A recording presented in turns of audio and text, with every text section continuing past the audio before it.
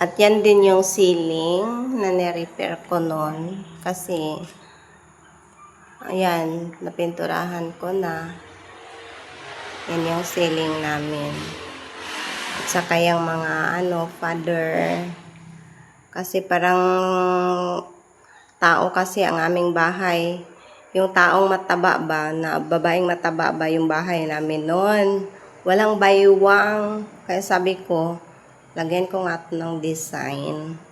Yan. Ito yung first door na una ko napinturahan. Sinisave ko siya dahil nga medyo naluluma na siya noon kasi nababasa na nga sa ulan. Diyan dati.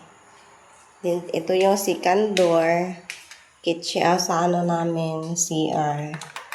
Sinave ko rin siya kasi naluluma na. Oh, maganda na siya.